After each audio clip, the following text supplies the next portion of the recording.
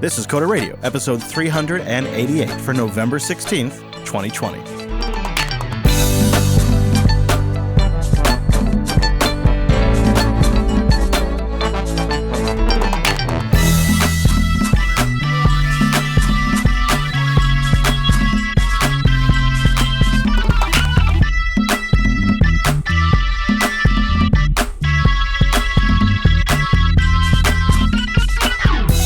Hello, everyone, and welcome to Coder Radio, Jupiter Broadcasting's weekly talk show, taking a pragmatic look at the art and business of software development and the world and tools that make it possible. This episode is brought to you by a cloud guru. A cloud guru now includes cloud playgrounds, Azure, AWS, or Google Cloud Sandboxes on ACG's credit card. Not yours. Get certified, get hired, get learning at cloudguru.com. My name is Chris, and joining us like the soldier established at his podcast post, it is our host, Mr. Dominic. Hello, Mike. How's the Yusa doing, Chris? Oh, no. Who let Jar Jar in? Get that guy out of there. Mike, get your taser. Get your taser. Zing. Ow, crap. I like your taser sound effect. That was, you went all in. I sense someone's clipping that pretty soon. So, yeah. I appreciate your dedication to an intro, though. Well, we haven't had Jar Jar in a while. And I figured I had you at, you were worried about your recording setup. You're kind of not paying attention. I figured That's true. Yeah. That's true. My machine technical difficulties gave you an opening to sneak in a Jar Jar. I see how you're operating over there. Also, my chair is making a lot of noise all of a sudden. You hear that? Yeah. It's just falling apart. How good is a podcaster with a bad chair? Not very, I say. Not great. Well, we did a thing last week. We talked about the Apple event, and we didn't really have a lot of feedback in that episode. So now we have a pretty good batch of feedback. It's because they're giving us the silent treatment for doing an Apple episode. We didn't get a lot. We did not get a lot. So the window is now open if you want to get your feedback in the show. But we do have a batch from the episode before that we didn't get to. And it's along many of our current themes. Mike, not you, at least I don't think, wrote in. He says, hey, guys, I'm a full-stack web developer, and I've been one for about 15 years now. So does that full-stack change over those 15 years? It must, right? Yeah, it could be a lot of things. Yeah. He says, I was pleased to hear you guys talking about how macOS might not be the best OS for developers anymore. I have a feeling, and it's been growing over the last few years, but maybe I felt like I was the only one. Back in 2005-ish, I left the Windows world to code on a Mac. This was very odd at the time, so much so that the agency I worked for automatically would give Macs to designers and HPs to the developers. I was the first developer in history of the company to ask for a dev machine to be in a Mac. But to me, it just made sense. It was much closer to the Linux servers we were launching our products on, and it was quite easy to get a basic LAMP stack up and running, and the ability to run SSH out of the box was, well, unique. Apparently, it started to catch on because now it's rare to see any developer who doesn't use a Mac. But over the last few years, I've fallen out of love with macOS as a workstation. It seems to be getting further and further from its Unix roots. Setting up a basic LAMP stack now seems like a process that feels like I'm coloring outside the lines, while at the same time I'm finding it harder to turn off things like Siri and iCloud. I got the new Mac, and that butterfly keyboard was an abomination. Wow. That I had for less than a year before offloading and getting a System 76 Lemur Pro. I'll admit that there is some applications that are still not up to snuff on Linux. I'm looking at you, email clients and database GUIs, but literally everything else is a huge positive. It makes me wonder why more developers, especially web developers, aren't using Linux at their workstations. I know that companies like System 76 thrive on the developer market, but in my own development circles, I once again feel like I'm that crazy weirdo using a Linux machine as my workstation and a daily driver. Do you think we'll see more mainstream adoption of Linux as a workstation, or is just macOS going to be the dominant OS platform for the future? Curious to hear your thoughts. Mike, a.k.a. Mike Coder Monkey. First of all, excellent John Colton reference there. So this is a real long Hail Mary pitch, because the question is, are the new M1 or whatever the next model, M2, if they follow a logical naming convention, which for the love of God, just increment the numbers. M1X is what it's going to be next, I bet. I know. I don't know why. I was looking at the new Xboxes, and I'm getting a PS5 because it makes more sense. I really have old man syndrome creeping in with the new Xboxes. I don't get it. It's a whole another rant we can do another day, but there's like a big asterisk here, right? And I think we're going to get this in one of the other feedback emails. But if the M1 and Apple Silicon as a series can really provide battery life and performance as they claim it can, and they're making some pretty, I mean, they're flexing, right? They're making some pretty bold claims. Yeah. Then it is going to be hard to justify anything else. Having said that, there are things I'm not supposed to talk about, but I know other things could be coming out soon that might be interesting from other places. So, and I'm going to make the intuitive jump here that like Dell is going to do something, right? Yeah. So right now, I would be hard pressed to tell anybody not to consider the new Apple Silicon Macs, with the big double asterisk here of number one, does your toolchain actually work on it right now, which most do? And I think that's a little overhyped that, toolchains aren't going to work. Within 90 days, everything's going to work. And number two, there are Ryzen chips, or not Ryzen, but AMD chips coming out. Intel's got some new stuff coming out, although I have zero faith in Intel. So I am not an Intel fan right now. My Xeons are looking awfully shitty. It depends, right? Can some other chipset, some other architecture match this performance for battery life balance? With, you mentioned the crappy keyboards on the old Macs, with a good screen, right? With a built-in camera, with a decent microphone that's built into your laptop, where you can literally, as a independent developer or as an employer, just buy a machine that does everything. Yeah. That's my take. I know it's not the take people want to hear, but no, I take your point that it's a whole product too. I think something that I kind of regret not touching on last week in our coverage is, for as long as I can see, you're always going to be able to build a faster PC than what Apple will sell you. Unless they start putting like 64 cores in these things, because you can only buy what Apple makes, but you can build a custom PC that is insane. If power is not the metric in which you measure, like power consumption, but instead performance is, you could get a system with, dual Threadrippers in it or something. I mean, I'm just kind of pulling out of my butt, but you get you can get more than 16 gigs of RAM. Yeah, but then there's the softer things of like, does the camera suck? Does the built-in microphone suck for the millions of Zoom meetings you're going to have to take? Yeah, and that's a really fair point, because that's an area where I think Apple's going to start getting a little more aggressive. They've got the image processing now on the front-facing camera. Their audio speaker, the audio quality of their speakers and microphones is already above everybody else in the industry. Let's jump ahead to that skeptical email, because I want to talk about this, because I think it's easy in the laptop context for them to win. And I think in hindsight, that's why they obviously picked the models they did. But on the higher end, you can get a Thalio with 4 GPUs in it, right? Yeah, I mean, I'm not convinced that like a Thalio, because everybody knows I love System 76, and like a M1 MacBook isn't a good option for people, right? Like I'm totally down with mixing, add chocolate and peanut butter, but go ahead, yeah.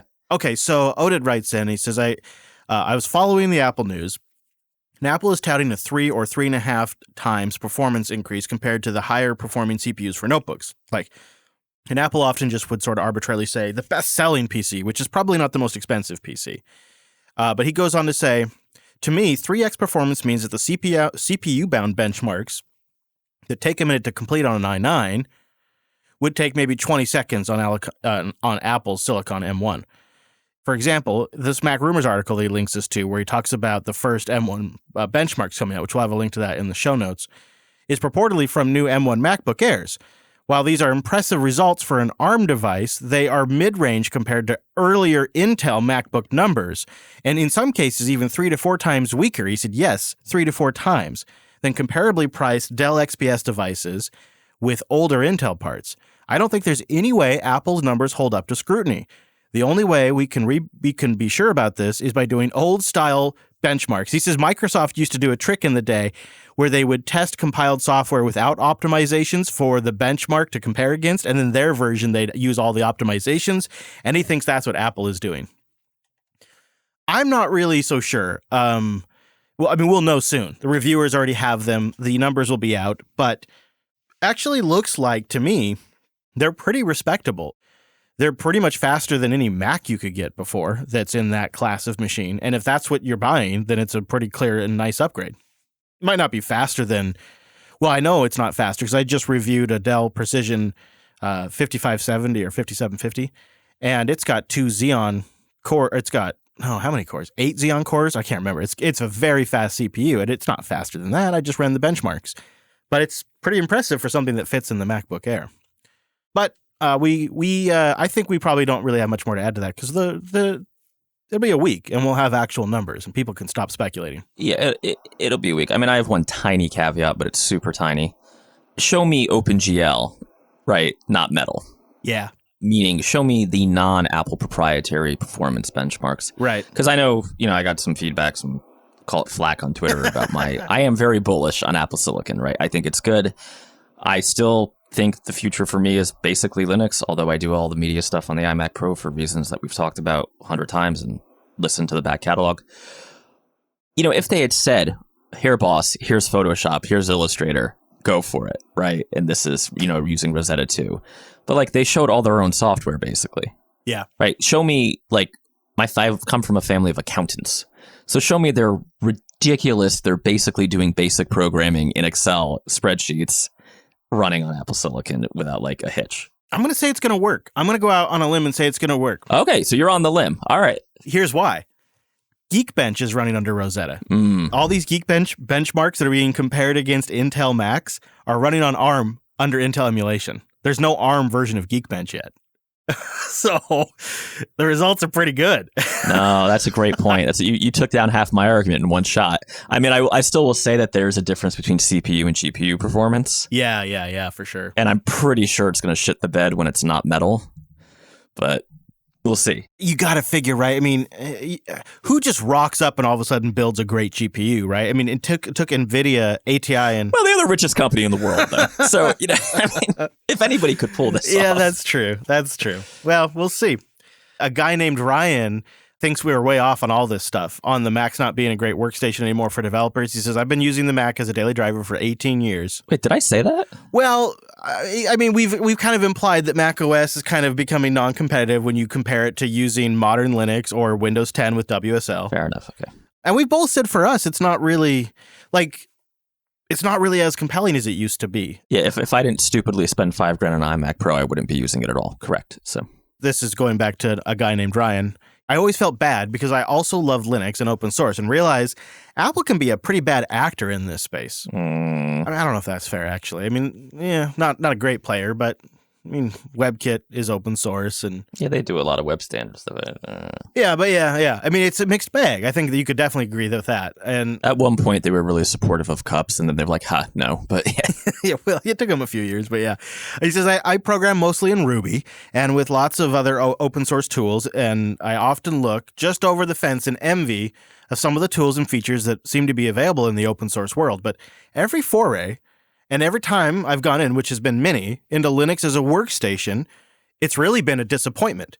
Crummy clipboard apps in history, ugly applications, disappointing launchers, monitor high DPI random hardware issues with my GPU all the time, not to mention occasional driver issues. It just never works. So every time I sulk back to macOS and I feel like a fraud.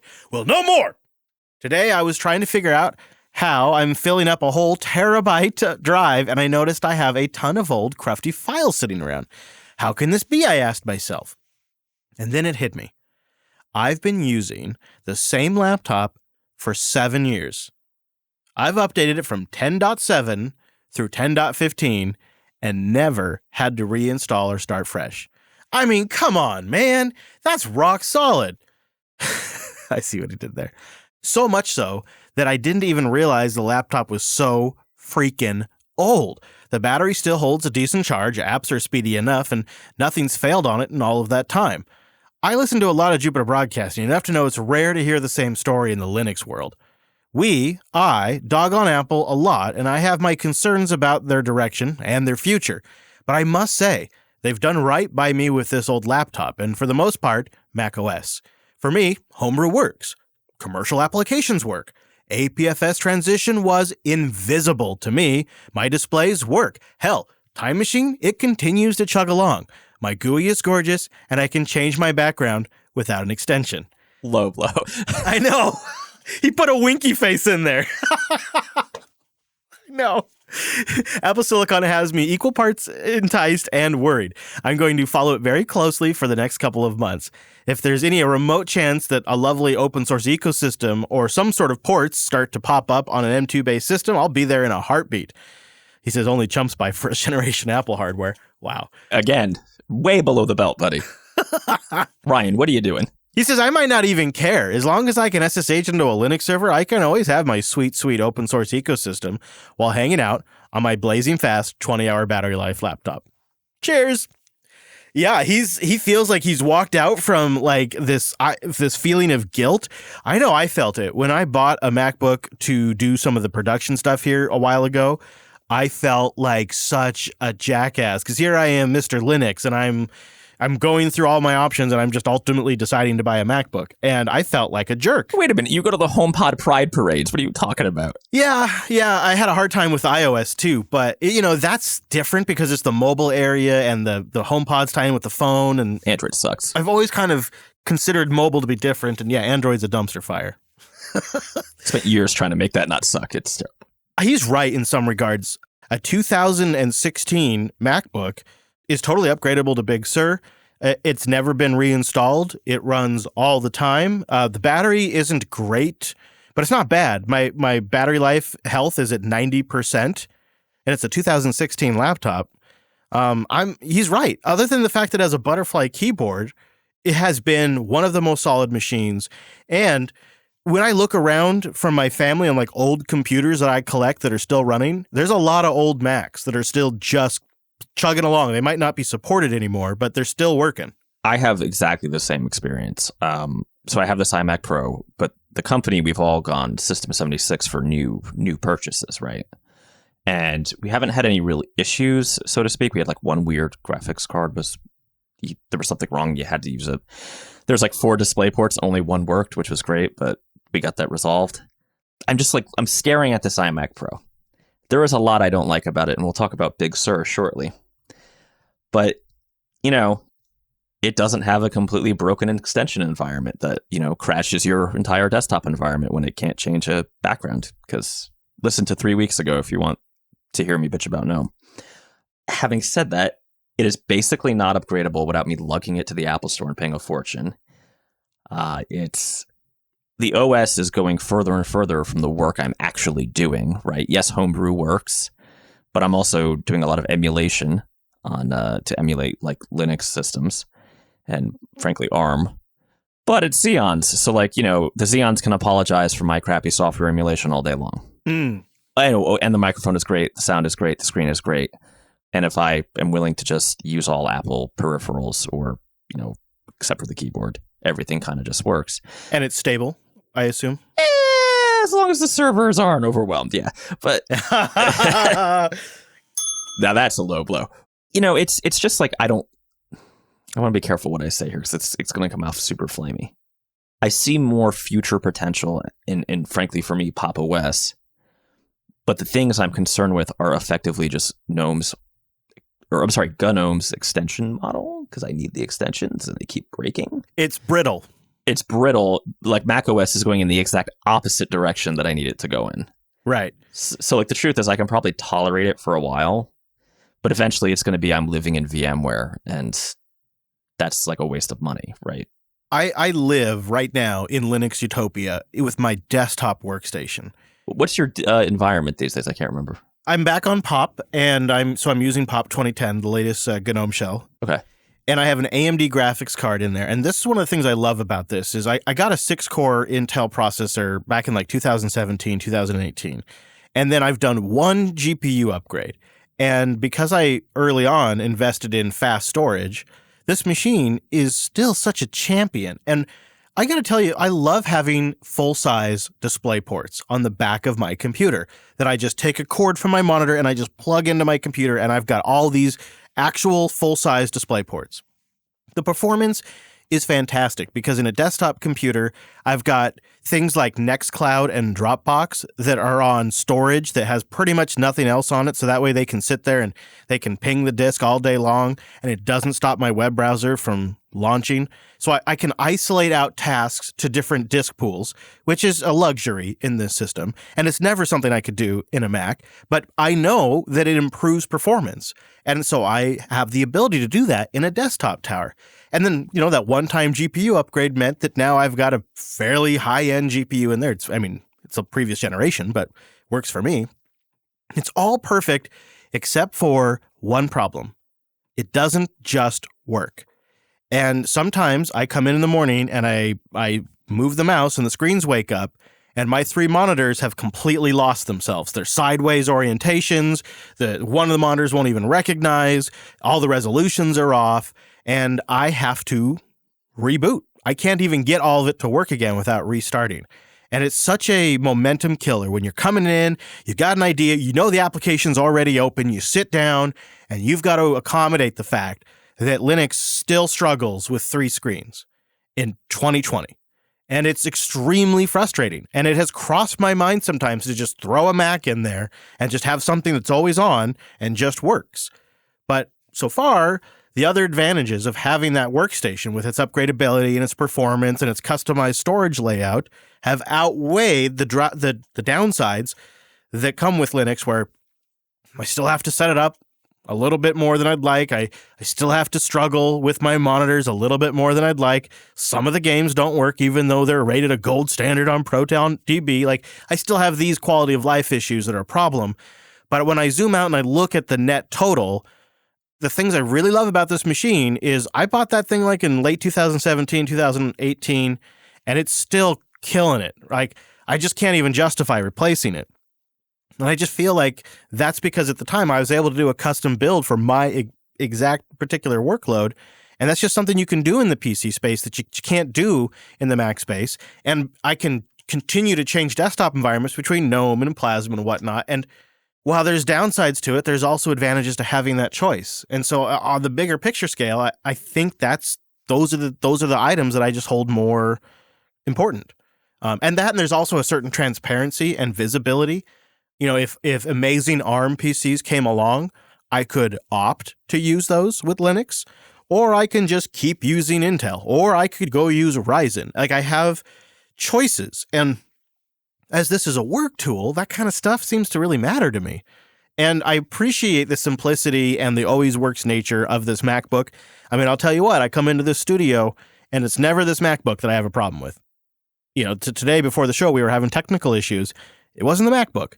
Now, if I upgrade to Big Sur, maybe that'll change. But if I just leave it alone, the thing has just run. And I've never reinstalled this thing. So I do follow Ryan's point. And I do think that because you and I value other aspects of our workstations or our tools, we sometimes don't give full credit to what they have gotten right. So I appreciate that Ryan was willing to write in and tell us what we got wrong. Linode.com/coder. Go there to get a $100 60-day credit towards your new account, and you support the show. Linode is the largest independent cloud for developers. And if you're learning security or you just want to practice better security on the systems you're setting up, check out their Linux security series they did with Hackersploit. He's a very well-known individual in the cybersecurity industry, and they made a bunch of episodes that are available on demand. You can find it on Linode's blog, but on their blog, you can find it on the block with Linode. No, you can find it on their blog, but you get started at linode.com/coder. That supports the show, and it gets you that $100 60-day credit, which now you're really cooking with gas. And here's the great thing, is Linode has 11 data centers worldwide. So you can pick a data center that's either close to you or maybe even better, closer to your client, so they can have great performance. And Linode has built-in monitoring, different tools, so you can kind of keep an idea on what's going on. So you get real clear insights into how your systems are performing. And they have boxes that start at just $5 a month. And of course, they have really nice high-end boxes. We have a dedicated CPU rig that we use for our Matrix chat, and then we have a different one that does all of the encoding workloads. So we don't actually encode locally on our workstations. We encode up in the Linode cloud. And they have native SSD storage too, so it's super fast. So they will just cram the data into those CPUs. And they have 40 gigabit connections coming into the hypervisors. And because Linode's been around forever, they started in 2003, they were able to lock in and secure some really great, unique network diagrams and layouts. See, they have a whole blog post about that too. But they have some special sauce there. So if you need low latency applications, that's something to look into.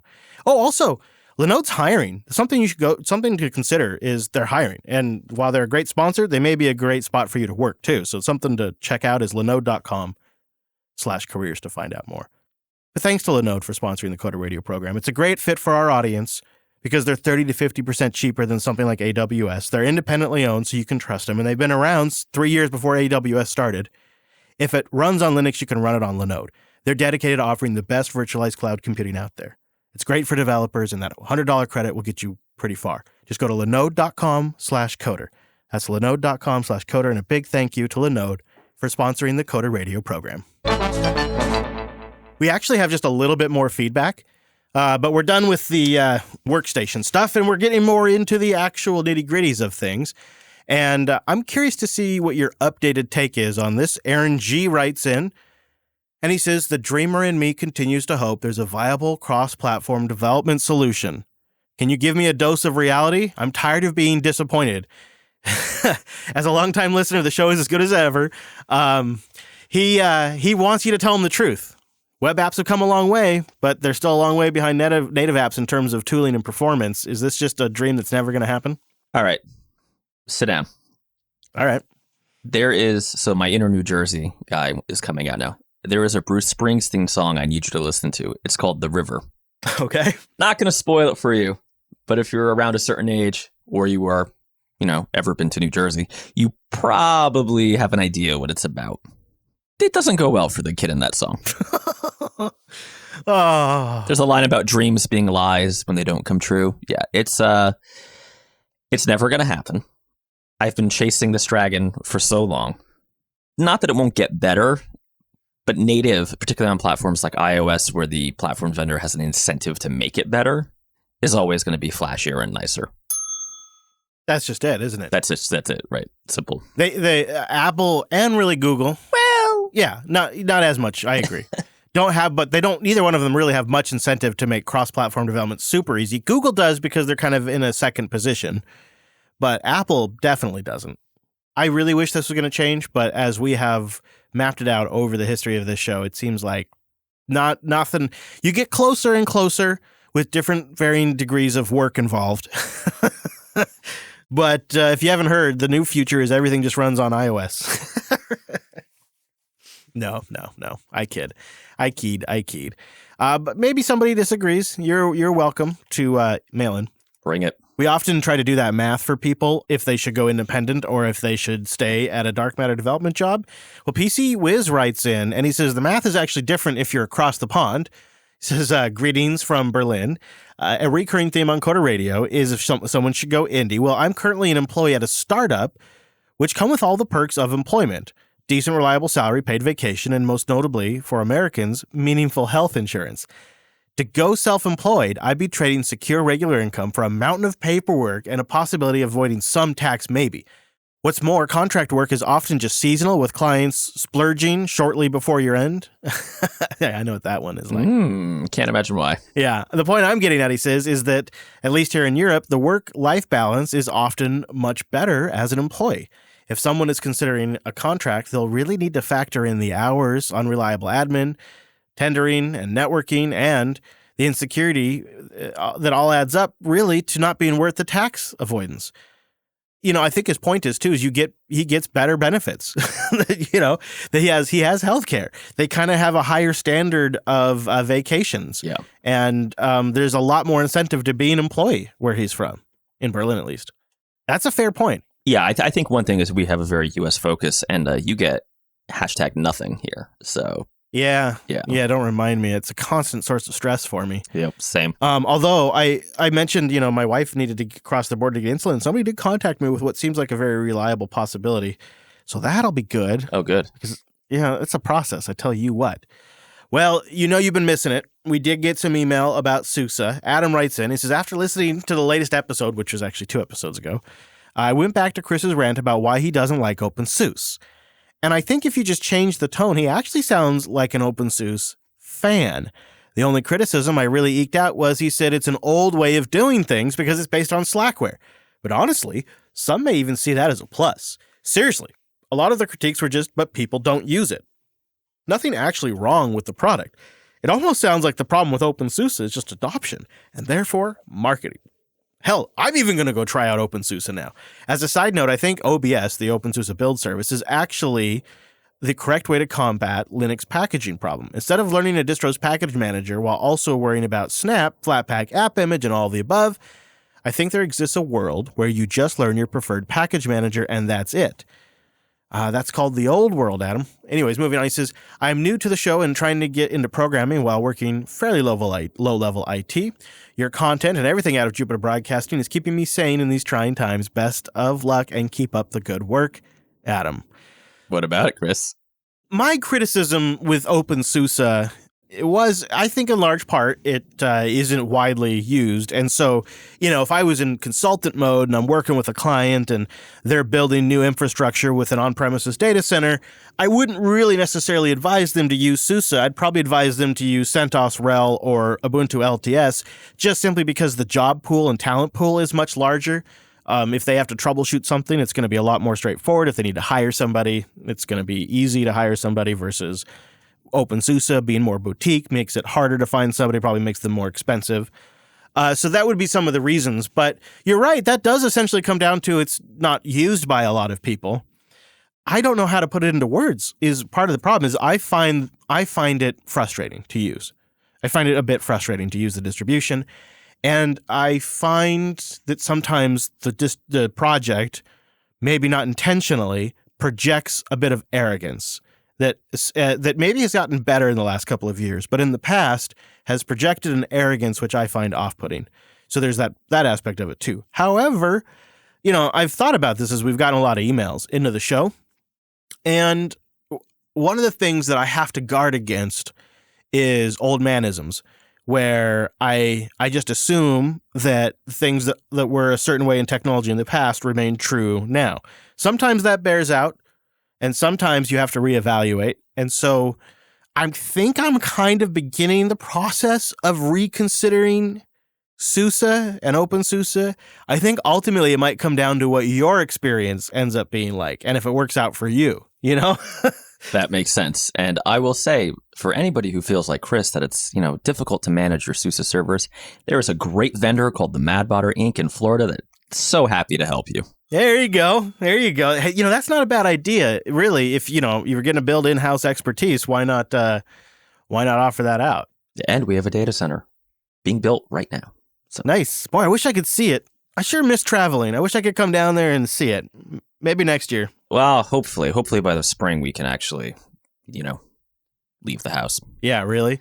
I'd like to come down there, see the data center, and have you take me to the best food nearby. It doesn't have to be the best food ever, just the best food nearby. I have to think about that one. I like to eat when I travel. I got to admit it. You know who else likes to eat? The Datadog. Oh, that's right. Datadog.com/coderradio. This is great if you're looking at building out some on-premises, or if you have infrastructure on cloud, or maybe infrastructure across multiple cloud providers. Today's episode of Coder Radio is sponsored by Datadog, the monitoring analytics platform for cloud scale infrastructure and applications. You can see inside any stack, at any scale, anywhere, on premises, on any provider. In 2010, Datadog got kicked off when their founders realized that you needed something that could help the developers and the sysadmins communicate. And, when you have multiple teams working who are often working at cross purposes, it can be hard to work from the same set of data. Well, that's where Datadog comes in. It gives you a really rich dashboard with machine learning-based alerts, customizable dashboards. You can integrate with over 400 different vendor-backed plugins to the dashboard.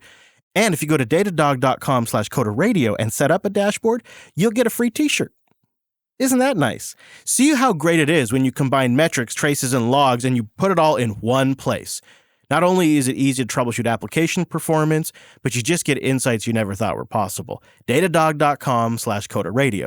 Go there to see how you can unify your monitoring today. You see it all in one place with Datadog. And, like I said, if you set up that dashboard, you get a free t-shirt. But you got to go to datadog.com/coderradio to get that. They recently rewrote their agent in Go, and the process of deploying and getting it set up was sort of like the strength of what Go is right there for deploying something like this on a server.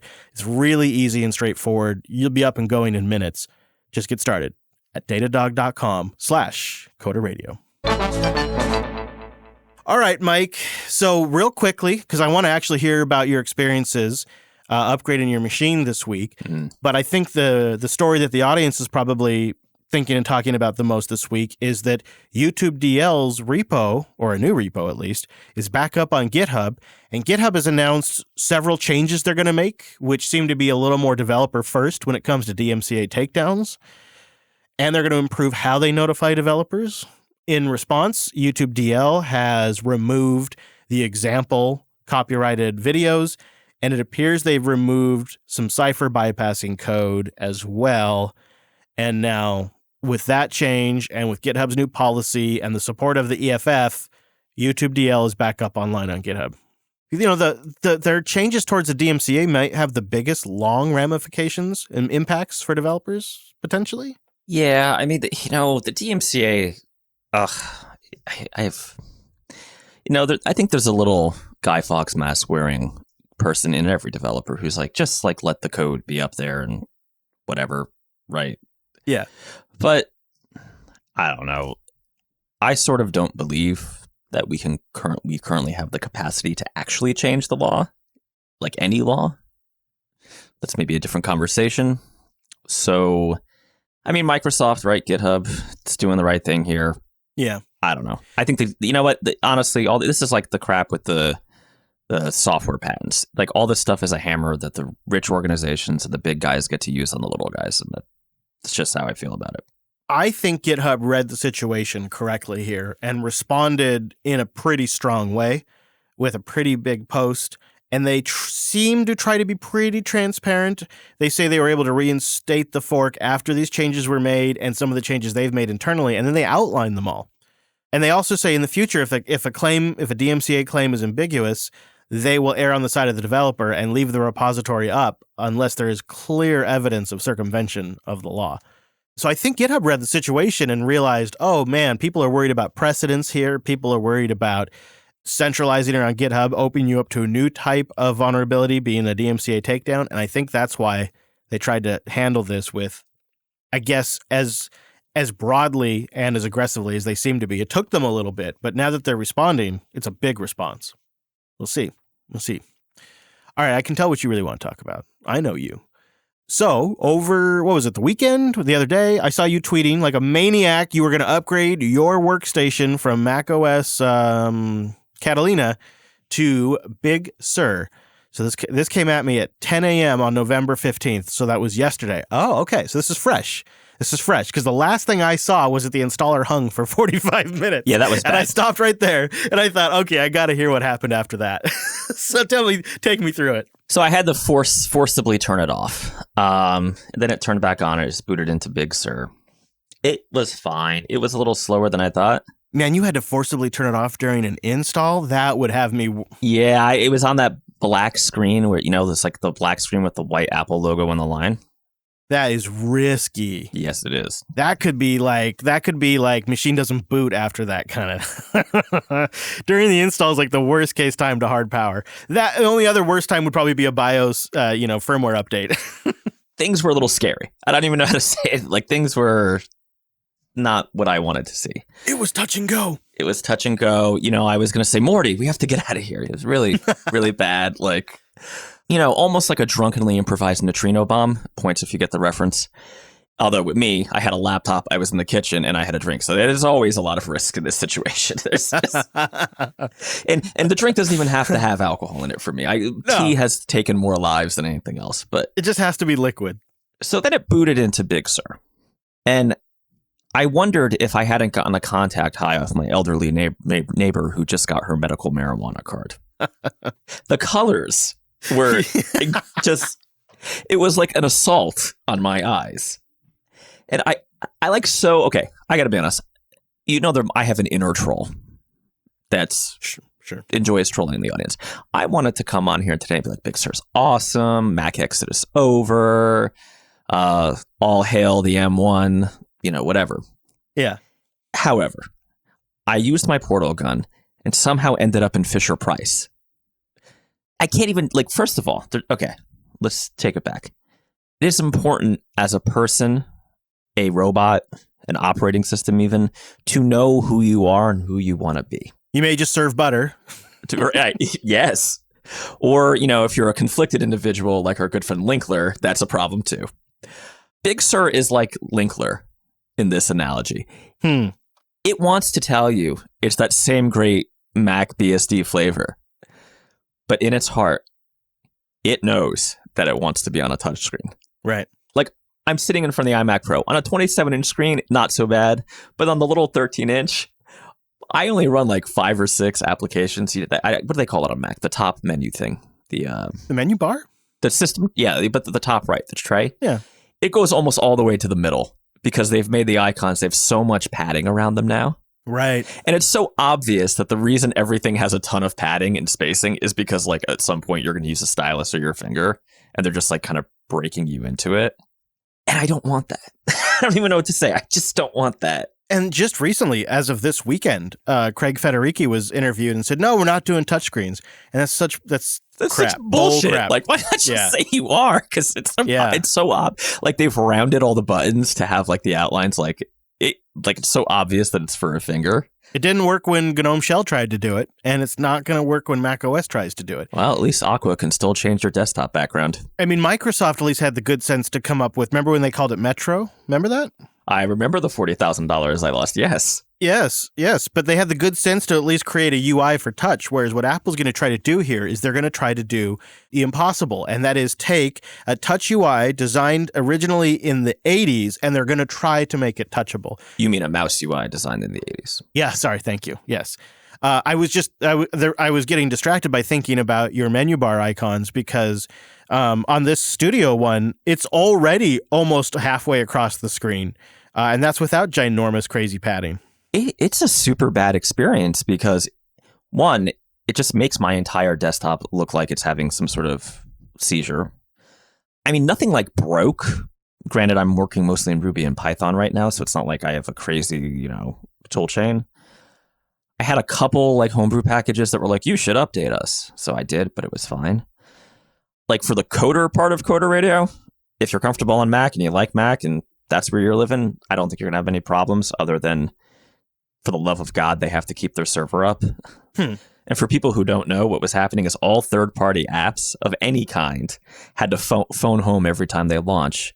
And if it times out, not if it can't get a connection, but if it's too slow, it just never launches. Yeah. Yeah, it would actually be better if the server was just down. Right. It literally, because it just like skips the error if it's down. Right. So I don't know if it actually checks every application launch. I think it does cache the results, but it's for a limited amount of time. So it's a limited. It's like, yeah, well, on an OS update, though, it does them all. Yeah. That's why it got screwed up. Right. What is the motivation to upgrade if this is your development workstation? What is the impetus to go through this process? I don't grok what's motivating people to bother. Well, so the MacBook is not my development workstation. It's just the spare MacBook that exists, right? Ah, okay.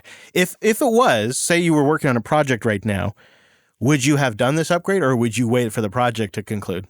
So eventually, I still have a couple folks, and I've mentioned it almost every couple weeks, who are using Mac apps that I wrote, and they are eventually going to upgrade to Big Sur. So I just kind of want to make sure things work. They work, but they look super out of place. So you're upgrading almost to specifically, at least at some point in the future, test Big Sur compatibility. Yeah, and I did, and things basically work. These are apps that were written in like Snow Leopard, so they just don't look right anymore. You know what I mean? They've got that dark, this is way inside baseball, but I did some of my own like UI work for them, so they don't just adopt this crazy transparency thing that Big Sur and Catalina did, but Big Sur makes it like much more pronounced. So they look old, right? But they are old. So, these are line of business apps. Nobody cares. Because like I have this machine here in the studio that will run, programs, soundboard stuff, and does other things that like has this isotope audio correction plugin that only runs on Mac or Windows. From a pragmatist standpoint, I don't see any reason to upgrade. I get it from like a tinker with technology standpoint. Okay. Confession, I'm doing it for the show a little bit. I'm going to try out Catalyst. Or whatever they're actually calling it now. Oh, yeah. And I'd also be curious to hear how that goes. So, yeah, great. And some Swift UI just to kick the tires. But again, that's what I'm saying from a practical perspective for the work that actually pays my bills. It's Ruby and Python, and they're all running on Linux, and it makes literally no sense for me to do this. Yeah. Well, on my workstation, right, I'm running the latest Pop! OS. I upgrade all the time. On the machine that's recording you, I think it's based on 1804. It's a pretty old install. Yeah, my pop install is 2010. I just did that upgrade about 2 weeks ago, and it was fine. There's nothing wrong with like enjoying a new OS and trying it out either. I just think that from a pragmatic standpoint, I thought maybe what the answer would be is like Xcode requirements. No, but I did upgrade to Xcode. Oh, God. Well, really? You know, every couple months, because I do like the quarterly or whatever it is with JetBrains for everybody, the whole company. Every couple of months, I'm like, do we really need to pay these guys? Then I open Xcode, and I'm like, what a deal. These guys are so kind. It's a lot better than it used to be, but the fact that they decided to make their IDE have that weird transparency effect, just that whole transparency effect, I find completely distracting. I just don't like it. Just like fast forwarding a little bit, my concerns, like I don't have any like bombs to drop on Big Sur. My concern is like where they're going with it.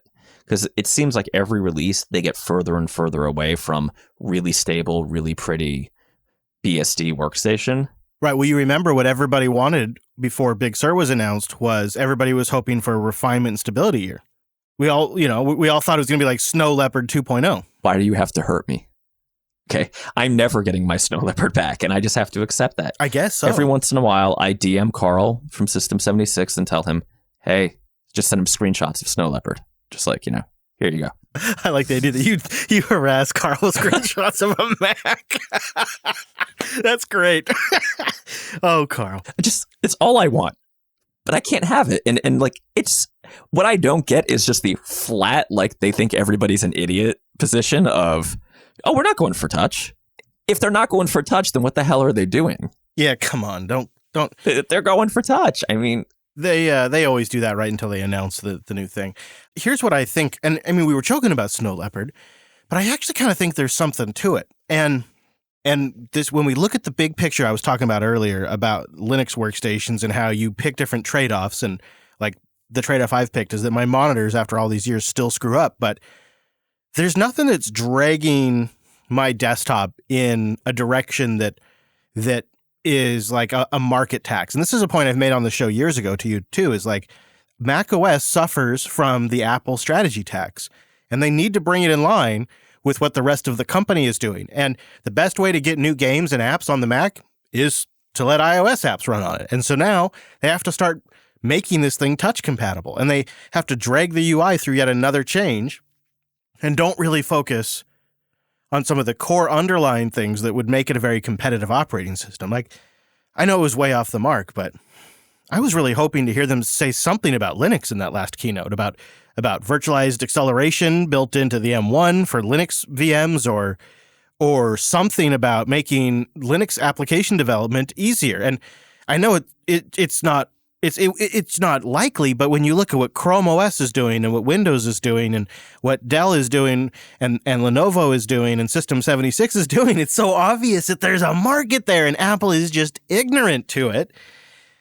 And you don't see it reflected in the direction of the OS. What you see is it's more consumerized, it's more productized, it's going to become more locked down, and it's not really going in the direction of power users. And there's nothing that drags my Linux desktop for better or for worse in those particular directions. And where you have influences like with vendors like System 76, where they're doing value add to just make it more competitive. But they're not fundamentally hijacking the entire Linux platform for the agenda of, touch screen Oryxes or something. Yeah, and I don't mean to hit the touch thing too hard. I am not like religiously opposed, right, to a touch screen. For a while, my Windows box was a Surface, and it was fine. In fact, I think those are a little underrated, to be totally frank. The last 3 versions of macOS, I would say, have added hurdles or made my workflows feel slightly more foreign on macOS, where I just boot into my lemur and I'm basically happy, except I can't change my background because, God damn it, GNOME.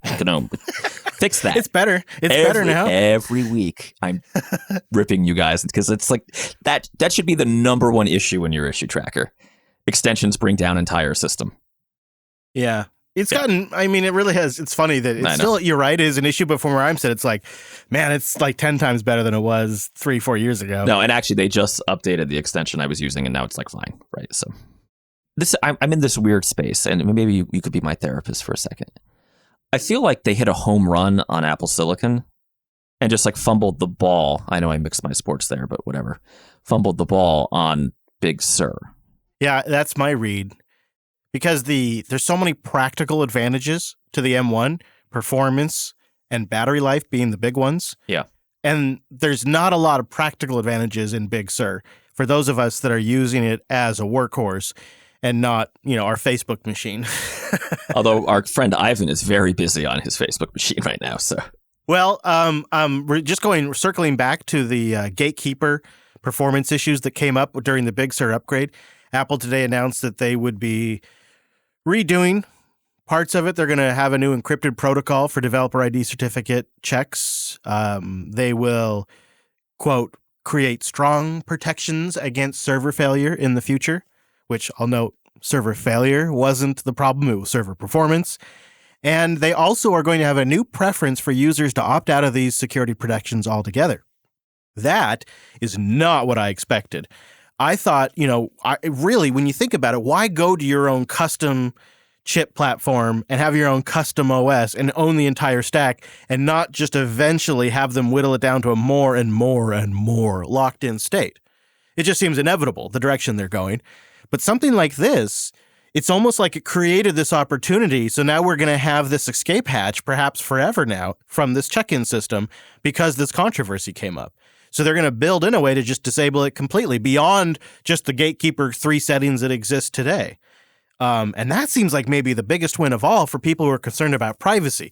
Now they just need to fix what's going on with the VPN leakage to really kind of patch this all together. But they have issued an update. We'll have a link in the show notes if you care.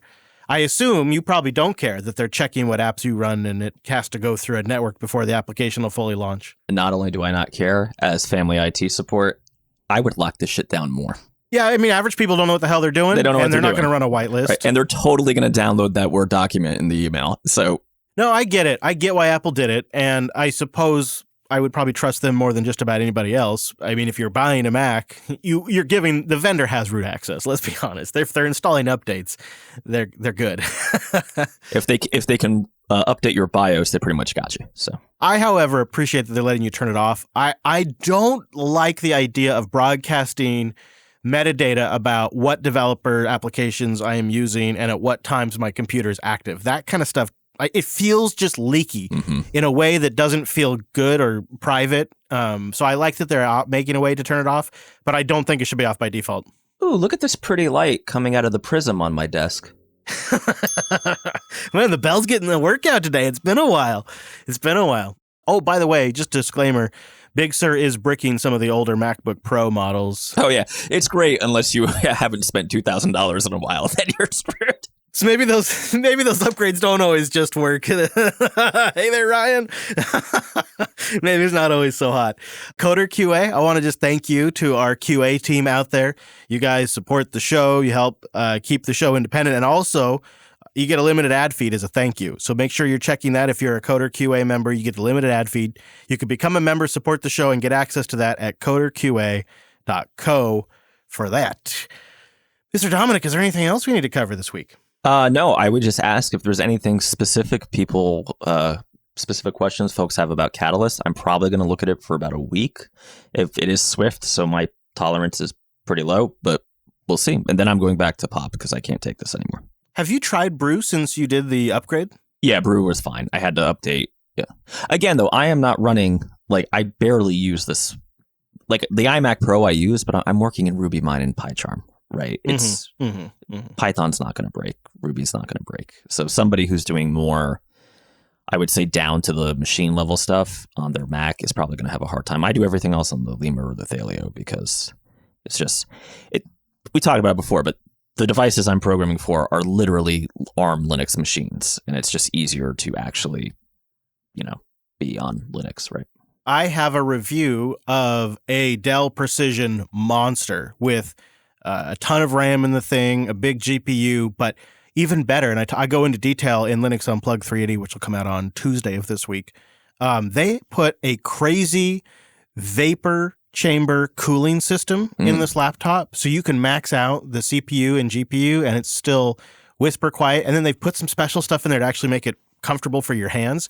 Anyways, I do a review of the Precision 5750, which is a preloaded Ubuntu box that is a workstation smasher. I actually put it up against a Ryzen workstation, and it fared pretty well. And that'll be coming out in Linux Unplugged this week. So if you're curious about that stuff and you're looking for something that I think you could actually fairly call a MacBook killer, and I don't use that lightly, this Dell is it's got a big trackpad, it's got a revised keyboard, it has edge-to-edge infinity display, it has an all-metal housing, chamfered edges, and a super cool cooling system. So if you're curious about something like that, check out Linux Unplugged. All right, I'm done plugging. I'll mention you can find Mike on Twitter. He's at Dumanuku. His company is at The Mad Botter Inc. I'm Chris Lass. The podcast network is at Jupiter Signal, and the show is at Coder Radio Show. Links to what we talked about today can be found at Coder. I wrote it down. I still got it wrong. Coder.show/388. It's just simple. It's Coder.show/the episode number. I think you can figure that out. You can also get our contact form there. We would love to get your feedback. We're running a little low because we batched it all up and read through it today. So we need your emails. That's at coder.show/contact. You'll also find our RSS feed there. You can join us live on Mondays. We do this show at noon Pacific, 3 p.m. Eastern at jblive.tv. Thanks to our chat room who's been chatting along and helps us title this here podcast. We appreciate you guys. And thank you for listening to the Coder Radio program. We'll see you right back here next week.